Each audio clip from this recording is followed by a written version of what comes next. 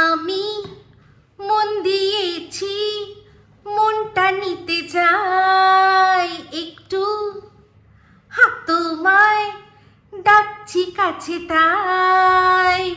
আমি অনেক দেখে শুনে এই নিয়েছি মেনে, তোমার মতো দালাল কোথাও নাই নাই নাই নাই নাই। আমি মন দিয়েছি, মনটা নিতে চাই। ওয়েলকাম টু টক ঝাল মিষ্টি উইথ ইপসিতা। আর আমি ইপসিতা, এখানে নো গালাগালি, নো কিস্তি, ওনলি মস্তি। তো আজকের ভিডিওর শুরুতে যে ইন্ট্রোডাকশনে গানটা গাইলাম, আমি জানি গানটা বুঝে গেছেন যে কাকে নিয়ে উদ্দেশ্য করে করছে। হ্যাঁ, দালাল ওয়ার্ডটা আছে, এরকম দালাল আর কেউ নেই, বুঝতেই পেরেছেন সেই দালালকে। তো বাট আজকের এই ভিডিওটা কি নিয়ে হচ্ছে, তো সেই দালাল এখন আজকে আমাদের সীমার পেছনে লেগেছে। কারণ লাগারই কথা, 50K হয়ে গেছে। তো জ্বলে পুড়ে, মানে জবের থেকে সীমার দেখেছে 50K, জাস্ট সীমার পাশে লেখা আছে 50K প্লাস, তখন থেকেই ওর রব্বা রব্বা মেরি জান জলে জলে জলে এরকম করে করে জ্বলে পুড়ে খাক হয়ে গেছে। একটা ভিডিও নামিয়েছে, তো তার টাইটেল থাম্বনেল মাশাআল্লাহ মাশাআল্লাহ, যে এমএ ডিগ্রিটা যথাযোগ্য সুন্দরভাবে কাজে লাগিয়েছে। কি দারুণ, কি ওয়ার্ড এক একটা, হাগা মোতা, বাহ বাহ বাহ বাহ বাহ, মানে দেখেই বোঝা যায়, মানে পুরো ওর শিক্ষা, ওর যে কোন ফ্যামিলি থেকে বিলং করে, পুরো নিজের পরিচয় বহনকারী একটা সুন্দর দেখে টাইটেল থাম্বনেল দিয়েছে, এমনভাবে অ্যাট্রাক্ট করেছে, যেতেই হলো। হ্যাঁ, তো অ্যাকচুয়ালি সেখানে বুঝলাম এই কেন এই ভিডিওটা করেছে। কারণ ওই যে সীমা যে ঘটনাটা ঘটেছে কোর্ট চত্বরের বাইরে, যে ঘটনাটা ঘটেছিল, মানে কোর্ট চত্বর লাগোয়ার যেখানটা কোর্ট চত্বর, সেখানেই যেখানে দাঁড়িয়েছিল, তার মধ্যে যে ঘটনাটা ঘটেছে, যার বয়ানটা সীমা দিয়েছে, সেইটা তো নিতে পারেনি। কারণ সীমা বলেছে যে ওর টয়লেট পেয়েছিল, কিন্তু তার মধ্যেই এমন একটা ঘটনা ঘটে, তো ও টয়লেট যাওয়াটাকে ক্যান্সেল করে দিয়েছে। তো এ আবার সেটাকে টয়লেট গেছে বলে সেভাবে প্রেজেন্ট করছে। হ্যাঁ, টয়লেট গেছে, আবার কি বলছে যাওয়ার সময় পড়ে যাবে, এই যাবে সেই যাবে। তো ও টয়লেট যাওয়াটাকে যে ক্যান্সেল করেছে সেটাকে বলেছে টয়লেট গেছে। তো টয়লেট তো অ্যাকচুয়ালি যেতে পারেনি না, তখন ওখানে যেতে পারিনি, চেপেছিল, বুঝলেন না? তো ব্যাস, চেপেছিল যেহেতু, সেই চাপা টয়লেটটা, ওরা তো এইসবের জন্য অপেক্ষা বসে থাকে যে কে কোথায় টয়লেট, এইসব হ্যান নোংরা টোংরা এগুলো সমস্ত, ওদের তো এটাই হচ্ছে মেন আসল কন্টেন্ট, মানে আসল উপাদেয় জিনিসপত্র। তো ব্যাস, যেই শুনেছে ঝাঁপিয়ে পড়েছে। তো তা সেটা নিয়েই বলতে গিয়ে অনেক কথা বললো। তো এই যে বললো যে এটা একটা সি গ্রেড গল্প, এটা একটা সি গ্রেড গল্প, তো সেই সি গ্রেড গল্পটা ও ওর মতো করে বললো। এবার আজকে আপনাদের আমি একটা গল্প বলবো, মানে যে আজকে সীমার এই ঘটনাটাকে সি গ্রেড গল্পর সাথে তুলনা করছে, তার মুখে আমরা এর আগে কি সুন্দর সুন্দর গল্প শুনেছি এ গ্রেড, কিন্তু এই গ্রেড গল্প, সেইগুলো আজকে একটু আলোচনা করি, একটু মনে করিয়ে দিই। তো সবার আগে সূত্রপাত কোথায়, যে গানটা শুরু হলো কেন, যে আমি মন দিয়েছি, মনটা নিতে চাই একটু, তোমাকে ডাকছি কাছে তাই। কারণ আমার মানে লাগবে, মাঝখানে একজন কাউকে লাগবে, ঠিক আছে? আমি অনেক দেখে শুনে এই নিয়েছি মেনে, তোমার মতো দালাল আর কেউ নাই, ঠিক আছে? তো ব্যাস, কে? মন্দিরা চুজ করেছিল ওকে দালাল হিসাবে। চিন্তা করে দেখুন, ও যে মন্দিরার যে ফ্ল্যাটে গেছিল, সেই ফ্ল্যাটে যাওয়ার আগে আর পরে কত রকমের কত কথা, কত গল্প ও ফেঁদেছিল। কোনটা বিশ্বাসযোগ্য আজকের ডেটে দাঁড়িয়ে? সে সময় কি বলেছিল যে মন্দিরা ওকে এমনভাবে ডেকেছে, হ্যাঁ, তো এমনভাবে ডেকেছে, কেঁদে কেঁদে ডেকেছে, হ্যাঁ, যে মানুষটা কেঁদে কেঁদে ডাকছে, সেই মানুষটার সে ও কলটাও রেকর্ডিং করে নিয়েছে। আজকে ও যে বলছে যে ও যে গেছে, সীমা যে গেছে, সেটা কাউকে না জানিয়ে গেছে কেন? কাউকে না জানানোর ব্যাপার না, বাট তোকে জানাবে কেন? কাউকে জানিয়ে যাবে কেন? গেছে তো ওপেন একটা পাবলিক প্লেসে, সেখানে আবার না জানানোর কি আছে? যখন গেছে পরবর্তীকালে জানতে পেরেই গেছে। তো তুইও যখন গেছিলি, যখন প্রথম তুই গেছিলি, তখন তুই তাহলে কেন সবাইকে বলে যাসনি যে তুই জানিয়ে গেছিস? এই যে তুই মৌয়ের মিটআপে গেছিস, তখন সেই প্রথমবার, তখন কিন্তু তুই একজনের কাছে পারমিশন নিয়ে গেছিস, ঠিক আছে? আর পরবর্তীকালে তার কাছেই তুই পারমিশনটা সেরকমভাবে চাসনি, এটাই তো আসল কথা। তো এই হচ্ছে ব্যাপার। প্রথম যখন তুই মোয়ের মিটআপে গেছিস, তুই কি কাউকে জানিয়ে গেছিস? তোর মনে হচ্ছে তুই গেছিস, ওটা তো পাবলিক প্লেস, তুই ভালো করেই জানিস। মোয়ের ক্যামেরাতে তুই আসবি, বা তুই ওকে ক্যামেরাবন্দি ঠিক করবি, কোনো না কোনো প্ল্যান তো তোর ছিল। তো তাহলে ওখানে আরো অনেক মানুষ, কার চোখে পড়ে যাবি তুই? সেখানে তুই লুকিয়ে যাওয়ার চেষ্টা করছিস। তোর যেহেতু প্রত্যেক সময় লুকিয়ে লুকিয়ে যাওয়ার ধান্দা, তুই ভাবিস কি প্রত্যেকটা মানুষ বুঝি তোরই মতো। তো তুই যখন গিয়ে পৌঁছালি, ওখানে গিয়ে পৌঁছালি ওই 6 নম্বর প্ল্যাটফর্মে, সেখানেই তো বসেছিল, সেখানেই তো হুল বসেছিল। বাট তুই যখন ভিডিওটা করেছিলি, তুই কি বলেছিলি? সম্পূর্ণ একা বসেছিল মন্দিরা, সম্পূর্ণ একা। তোমরা ভাবতে পারবে না ওকে আমি সামলাতে পারছি না, ও সম্পূর্ণ একা বসেছিল। আর পরবর্তীকালে তুই কি বলেছিস? যে ওখানেই ও ছিল, হুল ছিল। তাহলে বল, তোর সিক্রেট যে গল্প তুই বললি না এখন, যে এই যে সীমা গল্পটা দিচ্ছে, লোকে হাঁ করে শুনছে, তো তখন তো তোর কথাও লোকে হাঁ করে শুনেছে। এখন তুই যে যুক্তিগুলো দিচ্ছিস, সেই যুক্তিগুলো মানুষ কি করে নেবে বলতো? তারা কি করে নেবে? তুই তো নিজের স্বার্থে সমস্ত কিছু, দিনকে রাত, রাতকে দিন করতে পারিস। তুই যেখানে ওই প্ল্যাটফর্মে গিয়েই জানতে পেরে গেছিলি যে ওর লাইফে ওই ছেলেটা সত্যিই আছে, তুই তখনই, তাহলে সেটা তোর তখনই ভিডিওতে বলা উচিত ছিল। তারপর চলে গেলি ফ্ল্যাটে, যেই ফ্ল্যাটে গেলি, সেই ফ্ল্যাটে গিয়েও তো ও ছিল, ওর সাথে ব্রেকফাস্ট করেছিস, লাঞ্চ করেছিস। সেই সময় তোর চিকিৎসা চলছিল, তুই তোর ভিডিওর মধ্যে আজকেই বলেছিস যে সময় আমার চিকিৎসা চলছিল তখন আমার ভাত খাওয়া বারণ। প্রিয়ার ভিডিওটা করে বলছিলি যে আমার সে সময় ভাত খাওয়া বারণ ছিল, আমাকে শুধু রুটি খেতে বলেছে। মন্দিরার ভিডিও করছিলি যখন, তখন বলছিলি মন্দিরা ওই যে ফেনা ভাত খায়, সেটা নিয়ে বলছিলি আমার ফেনা ভাত বারণ করেছে, আমার এই চেহারা তার সত্ত্বেও বারণ করেছে, আমাকে শুধু রুটি খেতে বলেছ, তখন আমার চিকিৎসা চলছে, তাই না?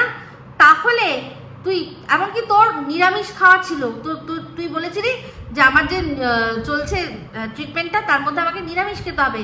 তাহলে তুই মন্দিরার ফ্ল্যাটে গিয়ে তুই কি করে ভাত উইথ ওই মাছের ঝোল, তারপর হচ্ছে গিয়ে ঘ্যাট তরকারি, কি ভালো ঘ্যাট তরকারিটা কি ভালো হয়েছিল বলে কি করে তুই ঢিপিয়েছিলি? সাথে তো ওই ছেলেটাও ছিল, ও তো সাথে তোদের সাথেই ঢিপিয়েছিল। কেন তখন বলিসনি? হ্যাঁ, আজকে তুই প্রিয়াকে বলছিস নেমক হারাম। কোন হিসাবে বলছিস? প্রিয়া তোর কোন নেমকটা খেয়েছে? প্রিয়া তোর কোন নুনটা খেয়েছে? প্রিয়া চেয়েছে তার ছেলের জন্য চিকিৎসার জন্য টাকা, সে ওই যে টাকাগুলো আছে সেটা দিয়ে ও নুন কিনে খাবে না। বাট তুই মন্দিরার নুন খেয়ে এসছিস, তুই কি করে আজকে প্রিয়াকে বলছিলিস না যে খোলস পাল্টে কি করে মানুষের উপকার ভুলে যায়? তো তুই কি করে ভুলে গেলি নেমকারাম মন্দিরার নুন খেয়ে? তুই বলছিলি যে যদি কোনো মানুষকে 1 টাকা দিয়েও বিপদের সময় সাহায্য করে না, তখন তার মনে রাখা উচিত।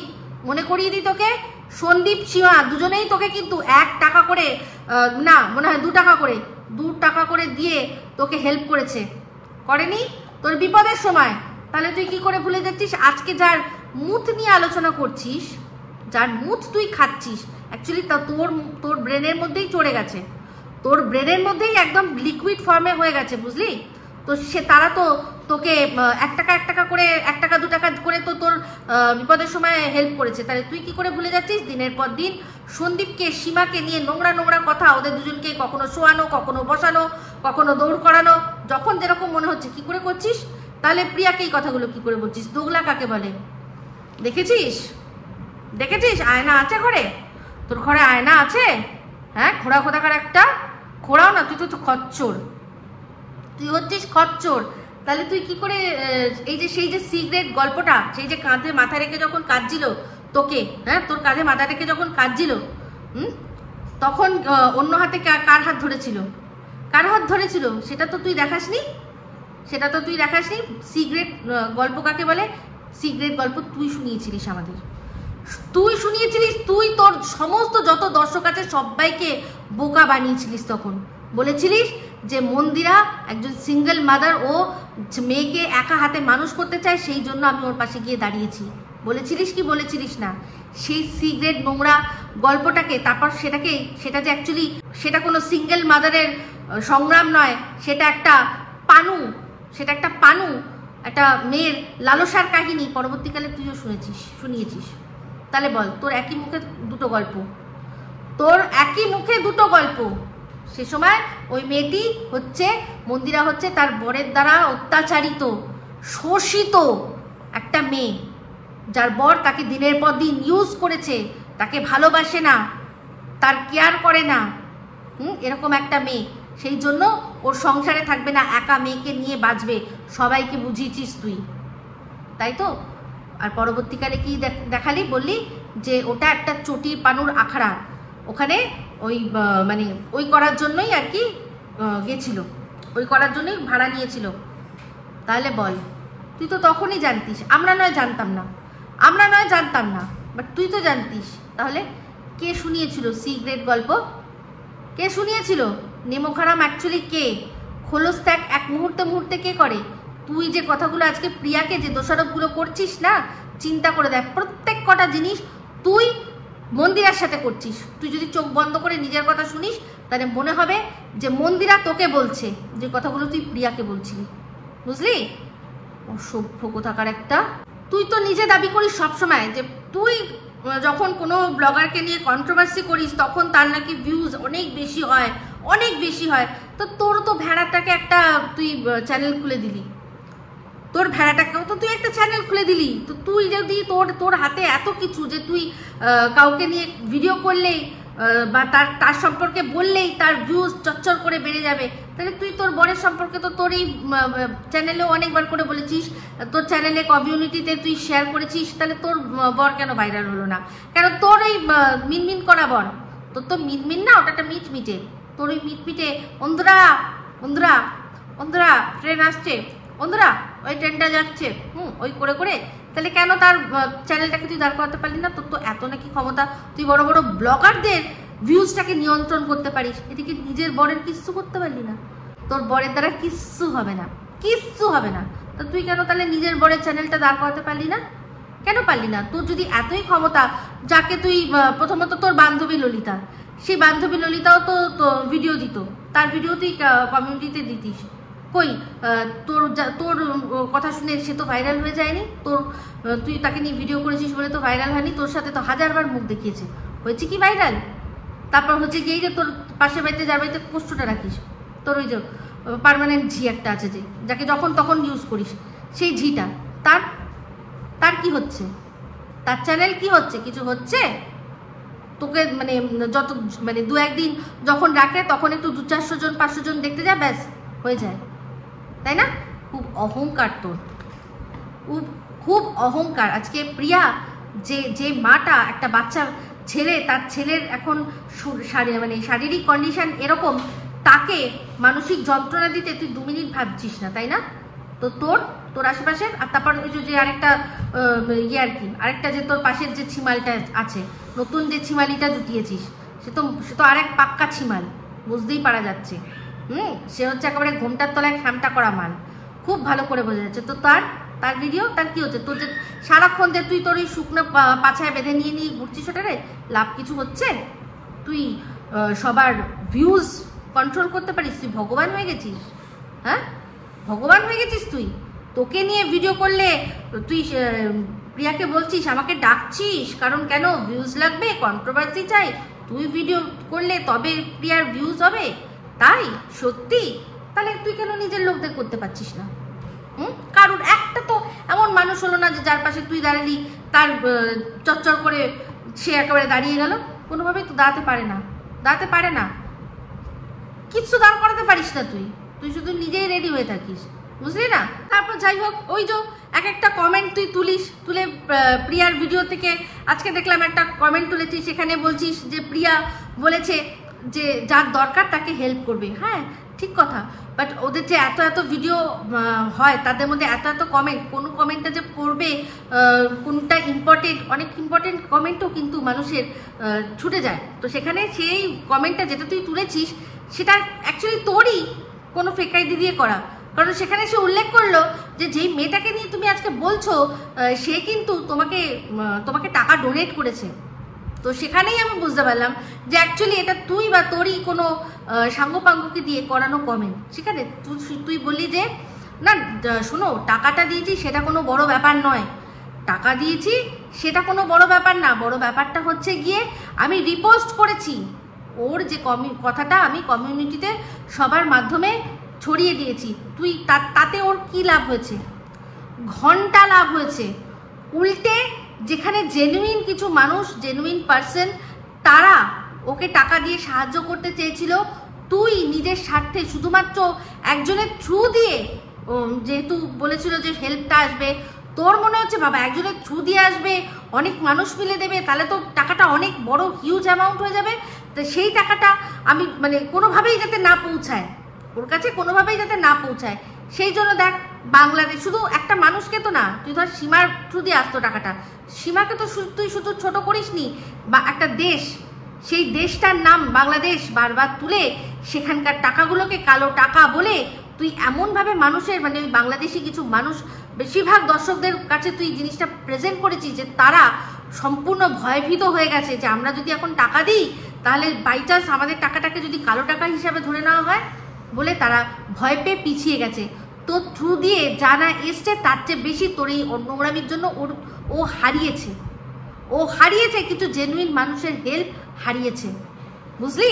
তুই কিচ্ছু করতে পারিস নি, উল্টে তুই ওর ক্ষতি করেছিস, কোনো লাভ করিস নি। আর যে টাকাটা তুই ডোনেট করেছিলি তার এগেনস্টে তোর আশা ছিল যে তোর ব্লগিং চ্যানেলটা যেখানে সারাদিন তুই শুধু বেগুন ভাজিস, সেই বেগুন ভাজার ব্লগটাকে ও প্রমোট করে দেবে। তুই আর মন্দিরাকে দেখলাম বলছে যে কি রোজ এক ওই যখনই রান্নাঘরে ঢোকে তখনই দেখি শুধু আলু সিদ্ধ ভাত। তুই দেখ তো সারাদিন বেগুন ছাড়া তুই কি খাস? বুঝি আসলে বেগুনটা তোর মনে হয় অন্য কোথাও কাজে লাগে, তো রোজ বেগুন মানে তোর বরের দ্বারা তো কিছু হয় না, বেগুনটাকে কাজে লাগাস, এবার সেই বেগুনটা পচে যাবে তাই জন্য ভেজে খেয়ে ফেলিস, সেই জন্যই তোর রোজ বেগুন খেতে হয় একটা করে। নাহলে রোজ কেউ বেগুন ভাজা খায়? কেউ খায়? কিন্তু ওই যে বেগুনটা নরম হয়ে যায়, তো সেই জন্যই ভেজে খেয়ে নিস। খুব ভালো করে বুঝতে পারছি তোর রোজ বেগুন ভাজা খাওয়ার রহস্যটা কি। ঠিক আছে বন্ধুরা, বুঝে নিলেন ও কেন বেগুন খায় রোজ? ওই বেগুনগুলো নালে নষ্ট হয়ে যাবে, রাখা যাবে না। ওই যে দেখছেন না, বলে যে 2 সপ্তাহ হয়ে গেছে চাদর চেঞ্জ করে না, 2 সপ্তাহ হয়ে গেছে চাদর চেঞ্জ করে না। একজন আমাকে কমেন্ট করলো যে দিদি ওটা 2 সপ্তাহ না আরো বেশি হবে, ওর মিটাপ তো গেছিল প্রায় 1 মাস হতে চললো, আরো বেশি হতে চললো, 2 সপ্তাহ আরো বেশি। তাহলে ভাবুন 2 সপ্তাহ ধরে চাদর চেঞ্জ হয় না। তো ওই বেগুন খেলা দেখাচ্ছে, যখন অন্য কেউ থাকে না তখন বেগুন দিয়েই খেলা হয়, তো সেই জন্যই বেগুনগুলো খেলতে খেলতে নরম হয়ে যায় না, সেই জন্য ভেজে খেয়ে নেয় রোজ। এটাই হচ্ছে, নাহলে একজন এত হেলথ কনসিয়াস সে রোজ ডিপ ফ্রাই বেগুন ভাজা খাচ্ছে। ভাবুন কুছ তো গড়বড় হ্যায়, ঘোড়ামুখী খচ্চরমুখী কুছ তো গড়বড় হ্যায়, ধরে ফেলেছি। যাই হোক, আবার চলে আসি ওর সেই যে সিগারেট গল্পটা বসেছিল ফ্ল্যাটে বসে, মনে আছে? সেই ফ্ল্যাটে বসে কি সিগারেট গল্প দিয়েছিল যে সেখানে ও মন্দিরার মায়ের পা খুঁজছিল, কোথায় মন্দিরার মা, কোথায় তার পা, আমি ক্ষমা করে মানে আমি ক্ষমা চেয়ে নিতে চাই, খুব অন্যায় কথা বলেছি, অনেক অন্যায় কাজ করে ফেলেছি, ক্ষমা চাইতে চাইছিল। হ্যাঁ, সেই সিগারেট গল্পটাও তো আমাদেরকে জানিয়েছিল, ক্ষমা গেম খেলেছিল একটা। তো যাই হোক, সেখানে নিপাদি ছিল না, সেই জন্য ও পারেনি, কিন্তু নাকি ফোনে ক্ষমা চেয়ে নিয়েছে। আপনাকে তো দেখতে পেলাম না জেঠিমা, সেই জন্য না যদি সামনে পেতাম তাহলে পুরো পা ধরে সাষ্টাঙ্গে আপনাকে প্রণাম করতাম। তো সেই গল্পটাও তো শুনিয়েছিল। পরবর্তীকালে আবারও মন্দিরার কথায় বলেছিল, ও রক্ষিতা কাকিমা, মনে আছে তো? এই হচ্ছে আমাদের এই শুটকি বুড়ি, ও আমাদের পান্তা বুড়ি।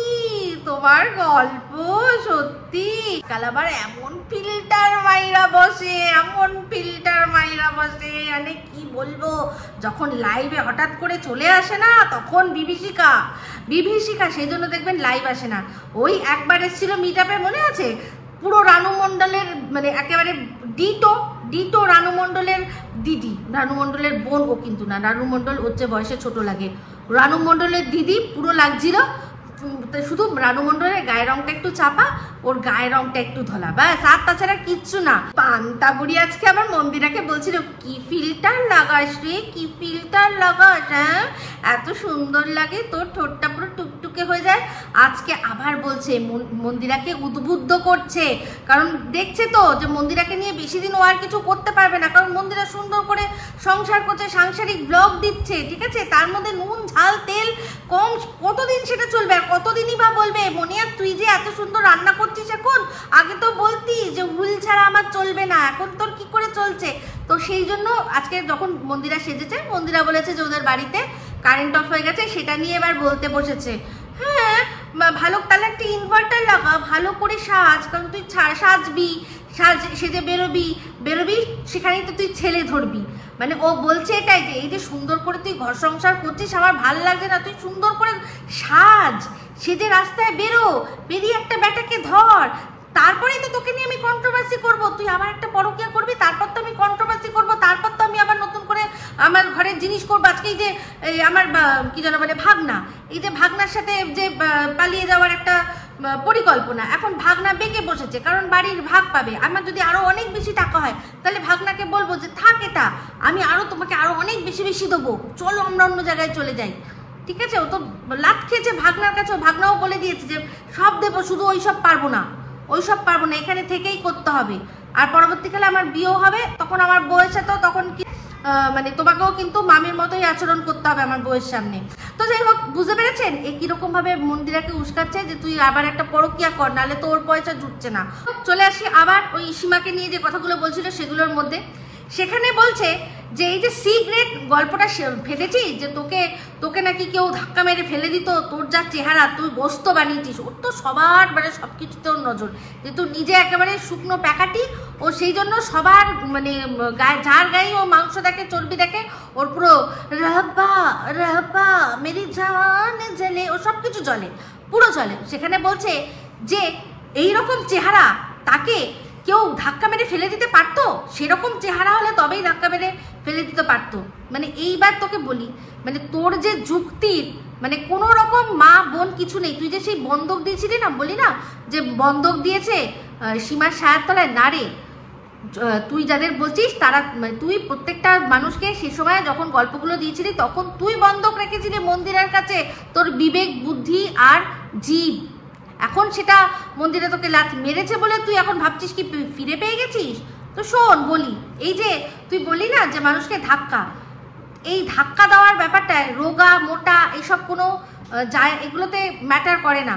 এইগুলো ম্যাটার করে তখনই যখন কোনো মানুষ কাউকে মানে জানিয়ে যে হ্যাঁ আমি তোমাকে এখন ধাক্কা দেব, সেইটা যখন হয় তখন সেক্ষেত্রে দেখা যায়, মানে বোঝা যাবে যে কারণ কে কাকে কতটা শক্তি প্রয়োগ করে হিলিয়ে দিতে পারলো। কারণ যখন একটা মানুষকে জেনে বুঝে ধাক্কা দেওয়া হবে, সে জানবে, সে প্রতিরোধ করবে, কিন্তু যখন একটা মানুষকে আচমকা, সে নিজের খেয়ালে যাচ্ছে, সাথে একটা বাচ্চা আছে, ব্যাগ আছে, সেখানে রোগা মোটা ম্যাটার করে না। আচমকাও কেউ যদি ধাপ্পা দেয় না, সেক্ষেত্রেই চমকে যাবে, সে হাতটা বাচ্চার হাত থেকে ছেড়ে যেতে পারে।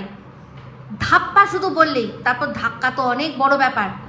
যে জিনিসটা আচমকা যেভাবে দেওয়া হয়, আচমকা মানুষের অনেক সময় অনেক কিছুতে ধাক্কা লেগে মানুষ এমনি পড়ে যায়, কিচ্ছু না, একটা ছোট্ট ইট বা একটু ছোট্ট পাথর আচমকা চমকে চলতে পায়ের তলা আসলে হোঁচটকে তারা ডিসব্যালেন্স হয়ে পড়ে যায়।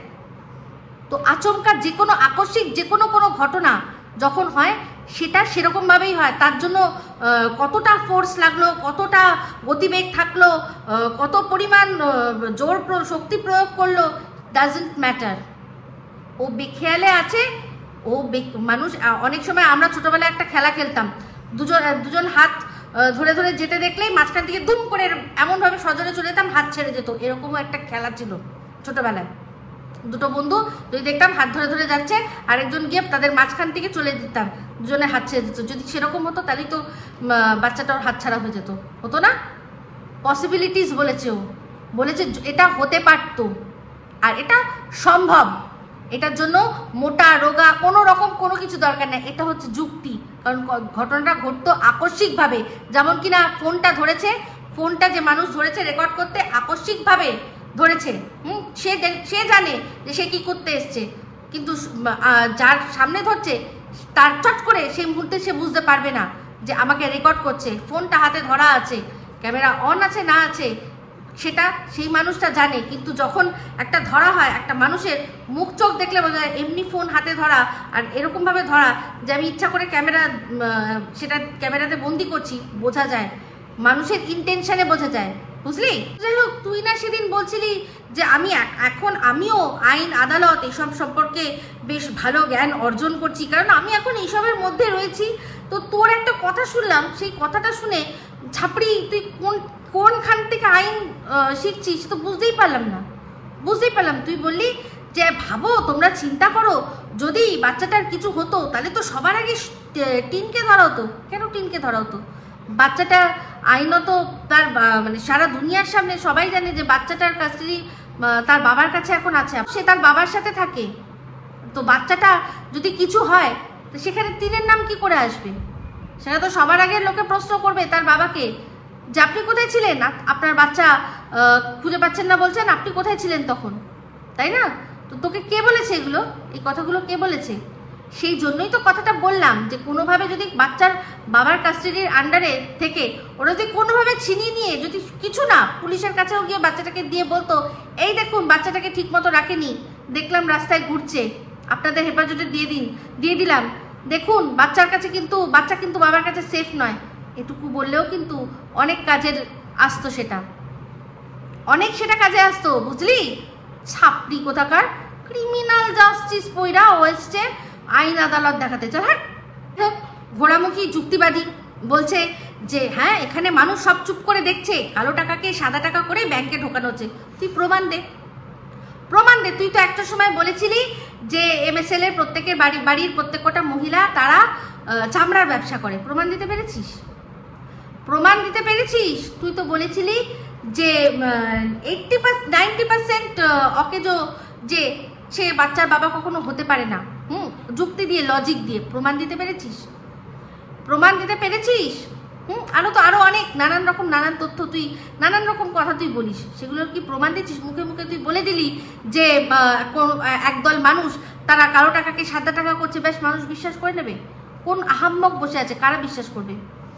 কোন আহাম্মকরা তোর কথায় বিশ্বাস করে রে? যারা কিনা প্রত্যেকটা মুহূর্তে দেখছে তুই প্রত্যেকটা কথা বলছিস, একটা কথা বলছিস আবার বলছিস ভুল বলেছি, ভিডিও ডিলিট করে দিচ্ছিস, প্রাইভেট করে দিচ্ছিস। তুই বল না কোন আহাম্মক মানুষ? তুই যে গল্পটা দিয়েছিলি তোর ফোন কেনার জন্য, তুই নাকি মাত্র 9,000 টাকা দিয়েছিস আর 30,000 টাকা তুই ভাউচার পেয়েছিস, তাহলে তুই সেই ভিডিওটা কেন ডিলিট করে দিলি? কেন ডিলিট বা প্রাইভেট করলি? তুই সত্যি কথা বলিস। কোন আহাম্মকরা সেগুলো বিশ্বাস করেছিল? তোর কাছে সেই ইয়েটা দেখতে চেয়েছিল, তোর কাছে সেই রিসিপ্টটা, যে তুই যে 30,000 টাকা যে একটা গিফট ভাউচার পেয়েছিলি, সেই ভাউচারটা দেখতে চেয়েছিল তোর কাছে? দেখাতে পেরেছিলি যে তুই এখন কালো টাকাকে সাদা টাকা বলছিস? কে বলতে পারে যে 30,000 টাকা কোনো মানুষ তার হয়তো কালো টাকা ছিল তোকে দিয়েছে, সেটা তোকে দিয়েছে যে এই টাকাটা আমি আমার ইনকাম ট্যাক্সে দেখাতে পারবো না, তুমি এই টাকাটা নাও, নিয়ে যা হোক তোমার একটা পছন্দের জিনিস কিনে নাও বলে তুই সেই টাকাটা, তুই তোর ফোনটা বিক্রি করে 9,000 টাকা পেয়েছিস, আর কোনো মানুষের যে কালো 30,000 টাকা সেটা ঢুকিয়ে তুই 39,000 টাকা দিয়ে একটা ফোন কিনেছিস। এটাই আসল কথা, এটাই সত্যি কথা। এইভাবে তুই কালোকে সাদা করেছিস। তুই প্রমাণ দেখা। ব্যাংক অ্যাকাউন্ট থাকবে না? তুই বল কোথায় গিয়ে এই জিনিসগুলো হয়, তাহলে গিয়ে তুই কমপ্লেন কর, জানতে দেখতে যে মানুষটার অ্যাকাউন্টে টাকা ঢুকেছে সেটা মানে কালো না সাদা, তাহলে সেটা বার কর। আর তোর ক্ষমতা থাকলে তুইও তোর গিফট ভাউচারটা দেখাবি তোর যদি দম থাকে। তুই যেরকম দিনে রাতে ভুলভাল বুজুং দিয়ে যে ভিডিওগুলো করছিস, তাহলে কোন আবাল দর্শকরা সেগুলো শোনে? হাঁ করে গেলে হাঁ করে তোর মুখ কারা গেলে বলতো? উত্তর দে আজকে। একবার বলছিস মন্দিরা ভালো, একবার বলছিস মন্দিরা বাজে, একবার বলছিস সোমনাথ ভালো, আরেকবার বলছিস সোমনাথ বাজে, একবার বলছিস রাহুল ভালো, আরেকবার বলছিস রাহুল বাজে, একবার বলছিস মারিয়া ভালো, আরেকবার বলছিস মারিয়া বাজে। তুই যখন যাকে তোর মনে হচ্ছে একবার ভালো একবার খারাপ, একবার ভালো একবার খারাপ তুই করছিস। কি করে করছিস? দোগলামির কথা তুই বলছিস। আচ্ছা, এই যে তুই পোষ্যটাকে ভাগানোর জন্য একটা জ্যোতিষের গল্প ফেঁদেছিলি, কোন আবাল দর্শকগুলো সেগুলো গিলেছিল? কারা গিলছে? কারা বিশ্বাস করছে যে কোনো জ্যোতিষ বলে দিতে পারে যে কোনো মানুষের ঠিক কিভাবেই মৃত্যু হবে? কোন জ্যোতিষী বলে দিতে পারে? সেগুলো তো তোর এই আবাল দর্শকগুলো হাঁ করে বসে গিলেছে। গেলেনি? তাহলে তুই এই নাটক করে উড়ে নিয়েছিও না, পাশে ভেড়াটাকে ভেড়াটা এরকম করছে, এরকম করো না গো, করো না, করো না, বারণ করছি। আরে ওরা আমার সামনে দিয়ে নিয়েছেও না। ভালো হচ্ছে অ্যাক্টিংটা? আচ্ছা ঠিক আছে, ভালো হয়েছে। ভেরুটা বলছে ওভার অ্যাক্টিং লাগছে, ও আচ্ছা, নিয়েছেও না গো, নিয়েছেও না, শুকনো আর বুঝতে পারছি না, আমি বুঝে নেবো। কি রে? হ্যাঁ, কি হচ্ছিল ওটা তোর? কি হচ্ছিল? জানোয়ার কোথাকার একটা জানোয়ারকে সুপরিকল্পিত ভাবে হাঁটিয়ে দিতে চেয়েছিলি। তোর লজ্জা করে না? তুই তো ওর মানে ও তো পশু বাই বার্থ, তুই ভেতর থেকে পশু, তুই ভেতর থেকে পশু, একটা জঘন্য পশু। কোন দর্শকরা আছে রে সেগুলো করে চাটে? কারা আছে? সেগুলোরও লাইফে কিচ্ছু নেই, সেগুলো সব এক একটা তারাও তাদের লাইফে জিরো, কিচ্ছু নেই তাদের লাইফে, দে হ্যাভ নো লাইফ। তোরই মতো কেন বলতো? তোর কাছে আঁকড়ে পড়ে থাকে চেটে চুটে। কারণ তুই যে দিনে যটা ভিডিও দিবি কোনো একটা কন্ট্রোভার্সি ক্রিয়েটারও দিতে পারবে না। এক তুই আছিস আর এক ওজন আচ্ছা এরকম ঘুরানো মালটা, ওই যে ওই দুটো, লাইফে কিচ্ছু নেই। সেই জন্য সারাদিন পড়ে থাকে, সারাদিন বসে ওই একটা ফোন আছে, দেখে আর করে, তোরও তাই। সেই জন্য দেখ, ওই দর্শকগুলো আছে যাদের লাইফে কিচ্ছু নেই, কোনো একটা এন্টারটেনমেন্ট নেই, একটা আত্মীয় স্বজন বন্ধু বান্ধব নেই, যাদের বাড়িতে ঘুরতে যাবে বেড়াতে যাবে, কিচ্ছু নেই লাইফে। তারা সারাদিন বসে তুই যেগুলো বলছিস করে গিলছে। একবার বলছিস না ওনা খুব ভালো, আবার বলছিস না ও খুব বাজে। এই দুদিন আগে প্রিয়াকে কত ভালো, কারণ তোর আশা ছিল যে প্রিয়া তোর ব্লগিং চ্যানেলটা প্রমোট করে দেবে, বাট যেই দেখলি যে না সেটি তো হলো না, উল্টে রিম্পার ভিডিও উঠেছে ওর কমিউনিটিতে। ব্যাস, কি ব্যাপার, আমি টাকা দিলাম, আমি কমিউনিটিতে শেয়ার করলাম, আর ও কিনা রিম্পার ভিডিও কমিউনিটিতে দিয়েছে, ওর এত বড় সাহস। তুই এটা ভাবিস সবাইকে ওই মানে তুই বলিস না সব বড় বড় ব্লগাররা আমার সাথে সব কথা বলে অ্যাকচুয়ালি আমি আগেও বলেছিলাম, সবাই ভাবে যে তোর যে কুদৃষ্টিটা আছে সেটা যেন ওদের সংসারে না পড়ে। সবাই দেখেছে তোর কুদৃষ্টি যার সংসারে পড়েছে তারা ছাড়খাড় হয়ে গেছে, পুরো ছাড়খাড় হয়ে গেছে। দেখ তুই নিজে মিলিয়ে দেখে নে, এই মানে যাদের সাথে তোর কেস চলছে তাদের ভিউজ পুরো নষ্ট হয়ে গেছে। আর এই যে মন্দিরা, তাদের ভিউজে তুই কিচ্ছু করে নিতে পারবি না, কোনো দিনও করতে পারছিস না, কিন্তু সারাক্ষণ তাদের সংসারের মধ্যে অশান্তি ঢোকানোর তুই ব্যবস্থা করে রাখছিস। বুঝলি? তুই কার ভালো করতে পেরেছিস কোনোদিনও? না পেরেছিস, না কোনোদিনও পারবি, কোনোদিনও পারবি না। তোকে যে ওয়াইটি থেকে যে নামটা দেওয়া হয়েছে না, একদম ঠিক, যে তোর ভেতরকার যে রূপটা দেখেছিলাম অ্যাকচুয়ালি তুই ওটা। তো তুই কাউকে কোনোদিনও না ভালোবাসতে পারবি, না কেউ তোকে ভালোবাসতে পারবে।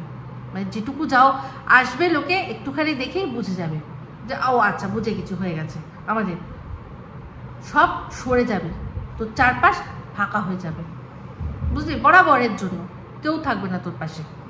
তো এই ভিডিওর মধ্যে ঘোরামুখী দুটো প্রশ্ন তুই করেছিস, তো বন্ধুরা সেই উত্তরটা আমি আপনাদের দিই, ঠিক আছে? তো এই উত্তর যেগুলো দেবো, কারণ আমি কিন্তু ভিডিওটা দেখেছি, সীমা যে ভিডিওগুলো দিয়েছে আর সীমা ভিডিওর মধ্যে যে কথাগুলো বলেছে সেইখান থেকেই আমি উত্তর বার করে দেবো। আমার তার জন্য কারোর সাথে কথা বলার বা তার কাছ থেকে জিজ্ঞাসা করার কোনো প্রয়োজন নেই। আপনারা ভিডিওর মধ্যে থেকে লজিক্যালি যদি বোঝেন তাহলে উত্তরটা আপনাদের চোখের সামনেই ছিল, আপনারা খুঁজে পেয়ে যাবেন। তো সীমা একটা ভিডিও ফুটেজ দেখিয়েছিল, যেখানে দেখিয়েছিল ওদের গাড়ি পজিশনটা কিরকম যখন কৃষাণু খেলছিল। তো দেখা গেছিল যে সামনে একটা ভ্যান, পুলিশের ভ্যান, আর একদম ধার করে গাড়িটা রাখা আছে, এক পাশের ওপেন রাস্তা যেখান থেকে লোক যাতায়াত করছে, আর এক পাশটা আটকানো, যে তার পাশেই মনে হয় কোনো ক্যালভার্ট টাইপের ছিল, যেটা আর কি ঢাকা ড্রেন, হাই ড্রেন যেগুলোকে ক্যালভার্ট দিয়ে ঢাকা থাকে সেরকম একটা ছিল, তার পাশেই ওদের গাড়িটা দাঁড় করানো ছিল, আমি যেটা ভিডিওর মধ্যে দেখলাম।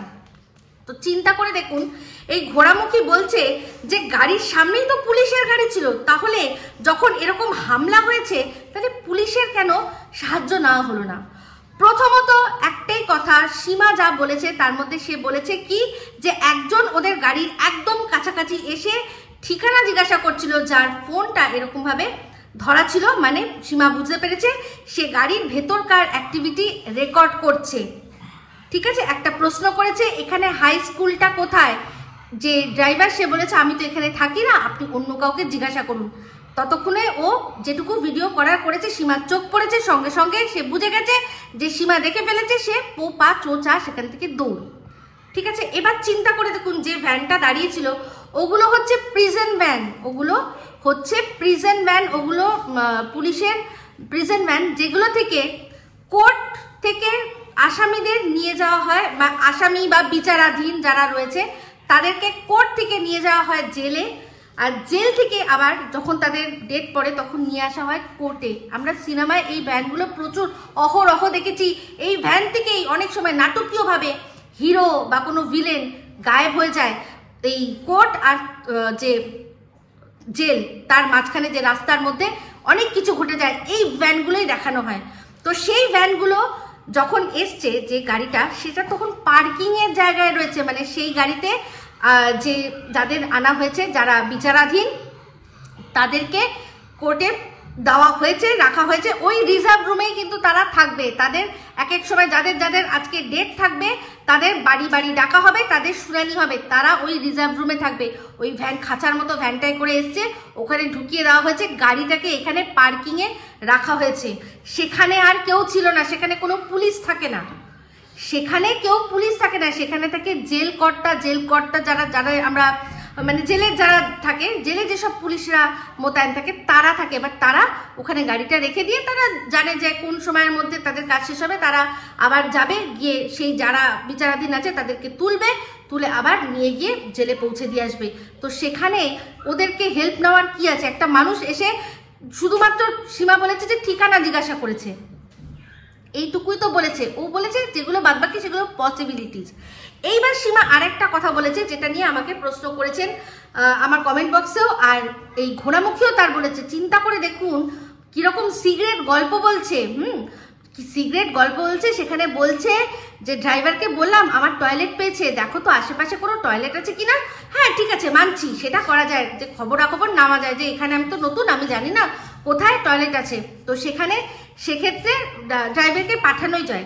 তো সেক্ষেত্রে আবার সীমা এটাও বলেছে যে দেখে আসবে ভালো করে, যে যেখানটা তুমি খবরটা নিচ্ছ, যেখানে টয়লেট করার জন্য আমায় বলছো, সেটা পরিষ্কার কি পরিষ্কার না। তাহলে চিন্তা করে দেখুন, কোনো লেডিস টয়লেট একজন জেন্টসের পক্ষে কি গিয়ে সম্ভব দেখে আসা? সেটা পরিষ্কার কি পরিষ্কার নয়? একদম ঠিক কথা, সম্ভব নয়। কিন্তু এক্ষেত্রে ব্যাপারটা কি হয়েছে আপনাদের সামনেই উত্তরটা রয়েছে। তো ফিরে এসে ড্রাইভার বলেছেন যে হ্যাঁ দিদি, এখানে একটা সুলভ শৌচালয় রয়েছে। সুলভ শৌচালয়গুলো সাধারণত কর্পোরেশন, মিউনিসিপ্যালিটি তারাই চালায়, আর সেগুলো রীতিমতো টাকার বিনিময়ে ইউজ করতে দেওয়া হয়। বড় টয়লেট, ছোট টয়লেট, স্নান করার প্রত্যেক কটা রেট থাকে, চার্ট ওখানে দেওয়া থাকে। ওখানে মাগনায় গিয়ে মানুষ হিসুও করতে পারে না, যেরকম কিনা তুই বসে বসে ভিডিওর মধ্যে হিসুপটি করিস। মাগনায় ওটা ওখানে হয় না, ওখানে পয়সা দিতে হয়।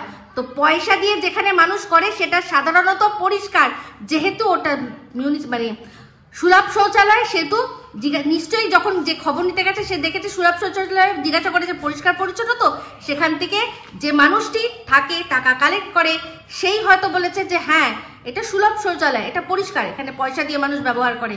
তো আশা করি পরিষ্কার কি পরিষ্কার না সেটা, যেরকম তোর মনের ভেতরটা পরিষ্কার না সেটা তোর ভেতরে গিয়ে মানে খুলে আমাদের দেখে বুঝতে হচ্ছে না, তেমনি এটাও বাথরুমের ভেতরে গিয়ে মানে প্যান্টটা বা মাটিটা দেখে বুঝতে হচ্ছে না, বা ইউরিনালটা দেখে বুঝতে হচ্ছে না। বোঝাই যাচ্ছে পয়সার বিনিময়ে ওখানে যারা যায় তার জন্য ঘরে ওটাকে পরিষ্কার রাখার দায়িত্বের লোক থাকে। যতক্ষণ খোলা থাকে ততক্ষণ ওখানে ঝাঁটা ফিনাইল নিয়ে লোক থাকে রীতিমতো, বুঝলি? করিস তো রাস্তার ধারে মনে হয়, সুলভ শৌচালয়ও জানিস না। ওই 2 টাকা খরচা করতে হবে সেই ভয়ে তো মনে হয় দেখে কোথাও কোন ঝোপঝাড়ে গিয়ে মনে হয় বসিস, জানিসই না। তো আশা করি আপনাদের বোঝাতে পারলাম এই বিষয়টা। ও তো বলেই ছিল ভিডিওর মধ্যে, বাট ওর কথা তো তাও আমি করে দিতে পারি, কিন্তু দর্শকরা ভুল বুঝলে তো আমার কখনোই সেটা ভালো লাগবে না। আমার ইচ্ছা মানে সবসময় কন্ট্রোভার্সি ক্রিয়েটারদের উচিত দর্শকদের সঠিক পথে চালনা করা। কোনোভাবে কোনো জিনিসটাকে কেউ নিজের স্বার্থে মোল্ড করে আপনাকে দেখাচ্ছে, সেটা কখনোই চলা যেতে পারে না। এটাই আসল ঘটনা। যেটা বলেছে ঠিক বলেছে, হয়তো গুছিয়ে বলতে পারেনি, বাট একটু লজিক, একটু বুদ্ধি, কথাগুলো ভালো করে শোনা, একটা ওয়ার্ড ভালো করে যদি শোনেন, ভিডিওর মধ্যে থেকেই সব পেয়ে যাবেন। আপনাকে কোনো গোপন সূত্র লাগবে না, বিশ্বাস করুন। আমি কোনো গোপন সূত্রে বিশ্বাসী নই, আমি ভিডিওর মধ্যে থেকে দেখে বলার বিশ্বাসী। আশা করি আপনাদের ডাউটগুলো ক্লিয়ার করতে পারলাম। তো যাই হোক বন্ধুরা, এই ভিডিওটা এই অবধি রাখছি। যদি ভালো লাগে তাহলে অবশ্যই লাইক, শেয়ার, কমেন্ট করতে ভুলবেন না। যারা চ্যানেলটা সাবস্ক্রাইব করেননি তারা সাবস্ক্রাইব করে নেবেন। সবাই ভালো থাকবেন, সুস্থ থাকবেন। আজকে একটুখানি করা দরকার ছিল। তো এই ভিডিওটা যারা মানে লাইক, শেয়ার, কমেন্ট করবেন আর চ্যানেলটা সাবস্ক্রাইব করে দেবেন। তো সবাই ভালো থাকবেন, সুস্থ থাকবেন। আমার হচ্ছে খুব শীঘ্রই একটা নতুন ভিডিও নিয়ে। তো আমি Ipsita signing off. Love you all.